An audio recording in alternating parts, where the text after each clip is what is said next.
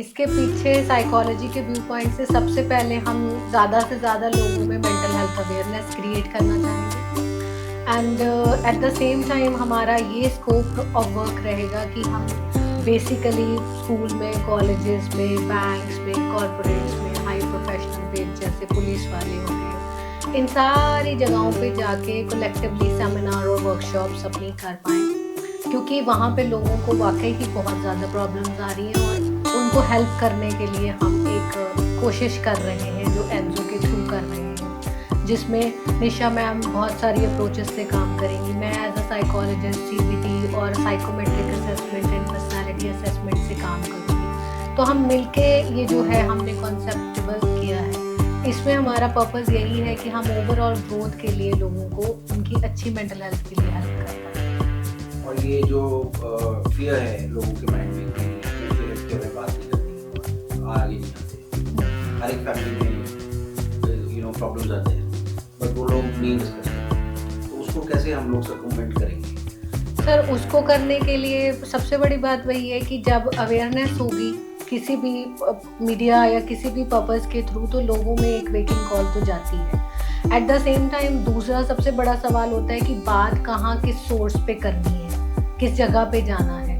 तो वो हमने एक डेवलप करी है कि हमारे पास एक सेफ स्पेस है जहाँ पे हम बैठे हैं, जहाँ पे हमारे पास कोई भी अपनी किसी भी चीज़ को डिस्कशन करने के लिए, लाइफ की नॉर्मल रूटीन से लेके कोई भी सीवियर साइकेट्रिक प्रॉब्लम तक हमारे पास आ सकता है। दूसरा पर्पस यहाँ पे सॉल्व हो गया कि जाना कहाँ है, बात कैसे होगी। और तीसरा ये जो है कि मेंटल हेल्थ टैबू जो है ना, उसके लिए तो बहुत टाइम से काम हो रहा है और उसके लिए हमें भी बहुत लंबा टाइम काम करना है और हम करेंगे।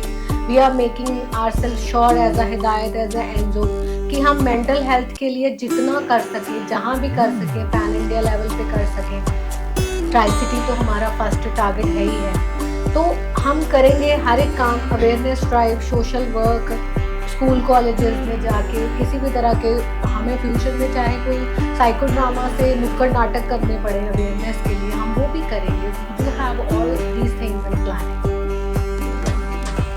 और एक आपसे ये सवाल करना था, जैसे हमारी दे आर हैविंग, चलो वो दूसरे एडल्ट्स को भी अपनी बिल्कुल बहुत बड़ी प्रॉब्लम है, क्योंकि जब हमारा जो फ्यूचर है, जिसके सर पे सारा दारोमदार खड़ा है, चाहे वो एक घर है, चाहे वो देश है, समाज है, हमारी कम्युनिटी है, यूथ से ही है, तो वो मेजर पार्ट रोल प्ले करता है। उनकी प्रॉब्लम्स का हिस्सा तो है ही है, बट उसके फैक्टर्स भी बहुत हैं कि वो प्रॉब्लम्स कहाँ से आई हैं। ऑब्जर्वेशनल पैटर्न्स हैं, उनकी सोशल कंडीशनिंग है, किसी तरह की सोशल मीडिया है, जैसे हम डिस्कस कर रहे हैं कि बहुत सारी ऐसी चीज़ें हैं जो इस उम्र और उस उम्र में होनी नहीं चाहिए बट फिर भी हो रही हैं। जैसे छोटे बच्चों में डिप्रेशन आ रहा है, छोटे बच्चे बिहेवियरल प्रॉब्लम्स फेस कर रहे हैं, जबकि उस फेस में होता नहीं है जनरली, बट अब होने लगा है। वो ये कह लो कि लैक ऑफ फोकस हो गया है, लैक ऑफ टाइम हो गया है, हमारी लाइफ बहुत बिजी हो गई है, हम दौड़ रहे हैं, पेरेंट्स काम कर रहे हैं, वर्किंग है, न्यूक्लियर फैमिलीज हैं।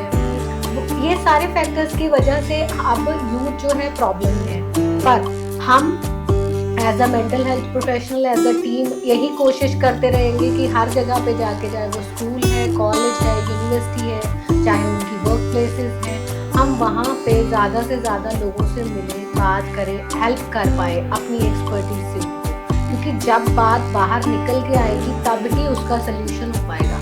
जब तक बात पता ही नहीं चलेगी कि कोई चुप है तो क्यों चुप है, तब तक कोई भी उसको हेल्प नहीं करेगा। चलिए, आपसे ये जानना चाहेंगे कि your role is extremely important, कि हमें ये बताया जाता है कि मेडिकेशंस पे फोकस हम कम करेंगे जी। तो क्या क्या तरीके हैं आप लोग अपनाएंगे ताकि वो सेफ स्पेस में फील करें लोग? जी, सीक्रेट क्रॉस तो होगा ही जी जी, हाँ, कॉन्फिडेंशियलिटी बिल्कुल होगा जी। तो आप ये थोड़ा सा बताइए। तो बेसिकली जो जिंदगी एक्चुअली चलाती है, जो लग्जरीज हैं जिंदगी की, वो है अपनापन, अपने आप को जानना, वो छोटी छोटी खुशियाँ, वो ग्रैटिट्यूड, और वो कभी कभी संगीत से आती है, कभी कभी ब्रेथ से आती हैं, कभी कभी वो डांस से भी आती है, मूवमेंट से भी आती है, और कभी कभी ड्रामा थेरेपी से भी आती है। तो तो बहुत सारी ऐसी थेरेपीज हैं जो हम लोग कलर्स से, जो हम लोग पर्सनालिटी ग्रूमिंग से, पर्सनालिटी एनालिसिस से, सबसे पहले हम कोशिश करेंगे कि हम उन पर काम कर सकें। उसके बाद हम साइकोलॉजी में जाएं, उसके बाद हम साइकेट्री में जाएं। तो हम दोनों का ये कहना है कि जो चीज़ जिस चीज़ से, जिस स्ट्रैटेजी से, जिस फिलॉसफी से, जिस थेरेपी से हम उसको एड्रेस करना चाहेंगे, उसका जो रोड मैप है वो ये है कि सबसे पहले हम उनको पढ़ेंगे, उनको उनसे जोड़ने की कोशिश करेंगे, और उसके बाद जहां हमें ज़रूरत लगेगी कि नहीं इससे ज़्यादा एक्सटेंसिव प्रॉब्लम है, तब हम वो मेजर्स अपनाएंगे। कितना लगता है कि ये थेरेपी जी जी जी जी।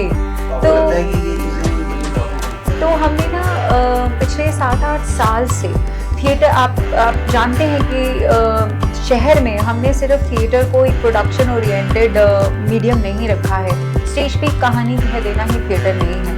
थिएटर बहुत ज़्यादा अंदर तक आपको चेंज कर सकता है, आपको ऑल्टर कर सकता है, आपका थॉट प्रोसेस चेंज कर सकता है, आपको एक नया पर्सपेक्टिव दिखाता है। तभी थिएटर को एक सोशल चेंज का टूल फ्रीडम फाइटिंग से तब से चला आ रहा है। 1942 से हमारे पास जो कविताएं लिखी गई, जो लेखक हुए, उन्होंने कैसे लिटरेचर ने और परफॉर्मिंग आर्ट्स ने इसको चेंज किया, उसी तरह उसी पॉलिसी को मन में रखते हुए और बहुत सारे एग्जाम्पल्स ऐसे देखते हुए जिनमें हमने चेंजेस देखे, जिनको हमने इन थेरेपी से शेप किया, उन्हीं के बेस पर आज आकर आज हम इस जगह पर बैठे, जो कि डिफाइन हो सका कि हाँ ये काम अब हमें इस तरह से करना है। जब कर तो रहे थे, वर्कशॉप्स में कर रहे थे, जाके कर रहे थे, बट वो लोग हमसे पूछते थे हम आपसे आके कहाँ मिल सकते।